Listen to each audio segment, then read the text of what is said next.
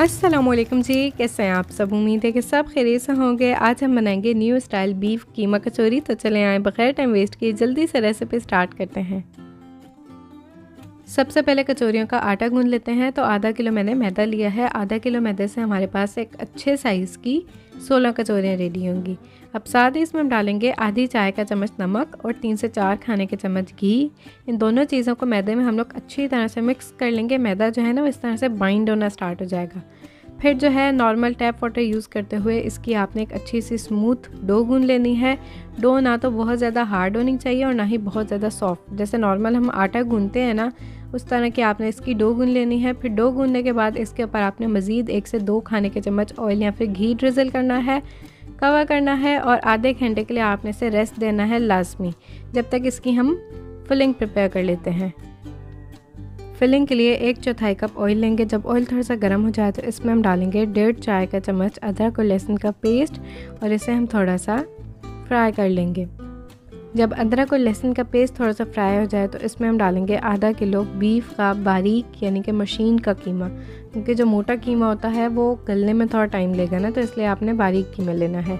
और इससे जो है आपने कलर चेंज हो जाने तक अच्छी तरह से भून लेना है या फ्राई कर लेना है, जो भी आप बोलें। 6-7 मिनट में ही बीफ का कलर जो है वो टोटली चेंज हो जाएगा और ये अच्छी तरह से भुन चुका है, फ्राई हो चुका है। और इसमें जो आपको पानी नज़र आ रहा है ये बीफ ने अपना पानी छोड़ा है, मैंने इसमें कोई पानी ऐड नहीं किया। तो अब टाइम है इसमें स्पाइसेस ऐड करने का, जिसमें मैंने लिए हैं आधी खाने का चम्मच कुटी हुई लाल मिर्च, 1 खाने का चम्मच पिसे हुई लाल मिर्च, 1/4 चाय का चम्मच हल्दी, 1 चाय का चम्मच भुना पिसा ज़ीरा, आधी खाने का चम्मच भुना कुटा धनिया, 1/4 चाय का चम्मच गरम मसाला पाउडर, हस्बे जायका नमक और 8 अदद बारीक वाली हरे मिर्चें, जिन्हें आपने रफली पेस्ट बना लेना है या फिर चॉप कट कर लेना है। अब इसमें ये जो स्पाइसेस हैं मेरे टेस्ट के लिहाज से बिल्कुल परफेक्ट हैं, यानी कि जो नॉर्मल मिर्च मसाले खाते हैं ना उनके लिए स्पाइसेस बिल्कुल परफेक्ट हैं। जो कम मिर्च खाते हैं उन्होंने स्पाइसेस कम कर लेने हैं और जो तेज़ खाते हैं तो उन्होंने अपने टेस्ट के लिहाज से बढ़ा लेने, यानी कि अभी तो जाहिर सी बात है इसमें ज़्यादा ही होंगे, लेकिन प्याज डालने के बाद बिल्कुल परफेक्ट हो जाएंगे। अच्छा, इससे जो है हम लोगों ने 1-2 मिनट भून लिया है। अब इसमें हम ऐड करेंगे 4 अदद मीडियम साइज़ की प्याज बारीक बारीक चॉप कट करके। चॉपर की मदद से चॉप कर लें या फिर छुरी की मदद से कट कर लें, जैसे आपको ईजी हो। और इसे जो है हम 1-2 मिनट भून लेंगे। फिर जो है आपने इसमें पानी वगैरह कुछ भी ऐड नहीं करना, कवर करना है और बिल्कुल लो फ्लेम पर 7-8 मिनट के लिए आपने इसे दम देना है। 7-8 मिनट में प्याज जो है ट्रांसपेरेंट हो जाएंगे, सॉफ्ट हो जाएंगे, जबकि कीमा जो है वो तो बिल्कुल बारीक मशीन का कीमा था ना, वो तो फ्राई करते और भूनते भूनते ही पक गया था, लेकिन दम में मज़ीद वो अच्छी तरह से कुक हो गया है। अब इसमें ये देखें, ये जो थोड़ा बहुत एक्स्ट्रा पानी रह गया है, फ्लेम को हाई करके आपने ये सारा एक्स्ट्रा पानी जो है वो ड्राई कर लेना है, लेकिन साथ साथ चम्मच हिलाते रहना है। ऐसा ना हो कि हमारा ये जो मसाला है ये जल जाए। बस पानी ड्राई हो जाए तो ये हमारी फिलिंग रेडी है। फ्लेम को बंद करें और लास्ट में आपने इसमें थोड़ा सा ताज़ा हरा धनिया ऐड करना है।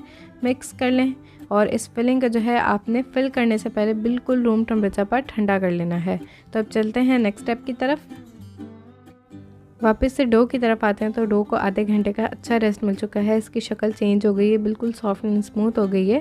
तो अब आपने क्या करना है कि आपने इसे अपने किचन काउंटर पर निकालना है और बग़ैर ऑयल, घी, पानी या फिर मैदे के आपने इसे थोड़ा सा रफली गूंदना है। अब गूंदने का मकसद ये नहीं है कि इसमें एयर बबल्स हैं तो वो हमने निकालने हैं, बल्कि दोबारा से इसे थोड़ा सा गूंदने से ना ये डो जो है फिर से थोड़ा सा टाइट हो जाएगी और ईजी टू हैंडल होगी। फिर जो है आपने इसको इक्वल 8 पार्ट्स में डिवाइड कर लेना है। एक पेड़े में से 2 पेड़े निकलेंगे तो इस तरह से हमारी 16 कचौरियाँ बनेंगी। फिर जो है आपने इसके पेड़े बना लेने हैं।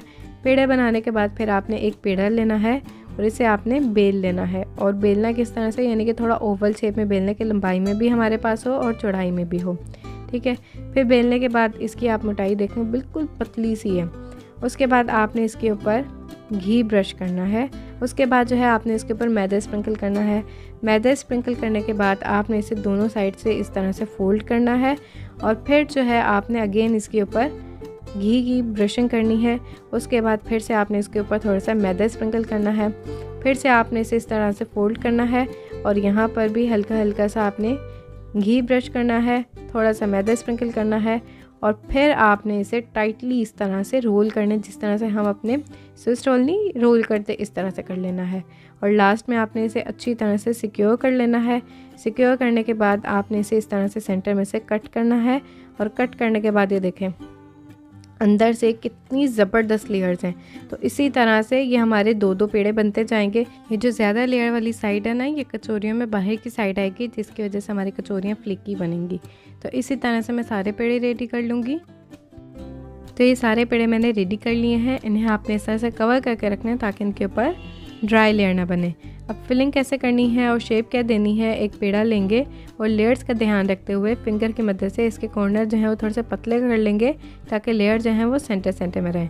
उसके बाद बेलन यूज़ करते हुए इसे आपने 4 से 5 इंच जितना बेल लेना है। चाहे तो थोड़ा बहुत मैदा भी यूज़ कर लें ताकि काउंटर के साथ चिपके नहीं। फिर जो ज़्यादा लेयर वाली साइड थी उसे आपने काउंटर की साइड रखना है और दूसरी साइड पर आपने 1 से 2 चम्मच फिलिंग रखनी है। फिलिंग जो है वो बिल्कुल रूम टेम्परेचर पर होनी चाहिए। और देखें साइड जो है वो थोड़ी थोड़ी सी खाली हैं। अब इसे आपने इस तरह से कवर करना है और फिंगर की मदद से इसे आपने हल्का हल्का सा प्रेस करना है। फिर जो है आपने इस पर इस तरह से डिज़ाइन बनाना है। अब ये डिज़ाइन मैं आपको बोल कर नहीं सिखा सकती, आप देखेंगे मैं किस तरह से बना रही हूँ। आपने इसे प्रैक्टिस करना और चुटकियों का काम है ये। मैं बहुत स्लो स्पीड में कर रही हूँ ताकि आपको समझ आ जाए। तो ये देखें कितनी खूबसूरत शेप आई है। तो इसी तरह से मैं सारे रेडी कर लूँगी। तो ये सारी कचौरियाँ मैंने रेडी कर ली हैं। आधा किलो मैदे से मेरे पास 16 कचौरियाँ बनी हैं, जबकि आधा किलो कीमे की फिलिंग में से बस थोड़ी सी फिलिंग बची है, यानी कि मज़ीद इसमें सिर्फ 1 कचौरी बन सकती थी। तो अब चलते हैं फ्राइंग की तरफ। अच्छा, उससे पहले मैं आपको एक बात बता दूं, जो सादी कचौरी होती है उसका तो इशू नहीं, लेकिन ये जो लेयर वाली कचौरी है, शेप चाहे कोई भी हो, अगर इसके बारे में आप सोच रहे हैं कि इन्हें हम पहले बना कर रख दें और फिर लास्ट मोमेंट पर फ्राई कर लेंगे, तो ये गलत है। क्योंकि फिर जो है ना इनकी लेयर खुलेगी नहीं, प्रोमिनेंट नहीं होगी, वो खूबसूरती नहीं आएगी। मेरे बस में हो, मैं तो 2-3 बनाई हैं, उनको फ्राइंग के लिए ऐड कर लूँ। जब तक वो फ्राई होगी तब तक मैं मज़ीद 2-3 बना लूँगी। तो ये जो है सबसे बेस्ट वे है, लेकिन क्योंकि आप लोगों को दिखानी थी तो इसलिए मैंने जल्दी से सब एक साथ प्रिपेयर की है और अब इन्हें हम फ्राई कर रहे हैं। ऑयल ना तो बहुत ज़्यादा तेज़ गर्म होना चाहिए और ना ही कम। देखें इसमें मैंने ऐड की हैं तो बिल्कुल हल्के हल्के से बबल्स बन रहे हैं, ऐसा ऑयल होना चाहिए। कि फ्लेम जो है वो बिल्कुल मीडियम टू लो होनी चाहिए, हाई फ्लेम पर आपने बिल्कुल भी नहीं जाना।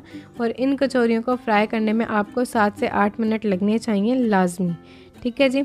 और अगर आप इफ्तार पार्टी के लिए बना रहे हैं फिर तो जाहिर सी बात है कि काम ज़्यादा होता है, तो उसके लिए ये हो सकता है कि आप इसी तरह से इन्हें बनाकर 3-4 मिनट यानी कि हाफ़ फ्राई करके निकाल लें।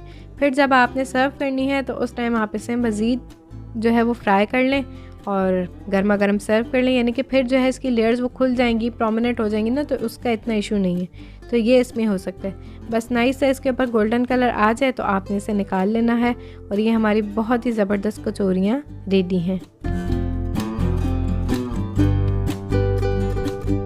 अल्हम्दुलिल्लाह जी, हमारी बहुत ही ज़बरदस्त बेहतरीन खस्ता फ्लेकी कीमा कचौरियाँ रेडी हैं। तो आप लोग इस रेसिपी को ज़रूर ट्राई कीजिएगा।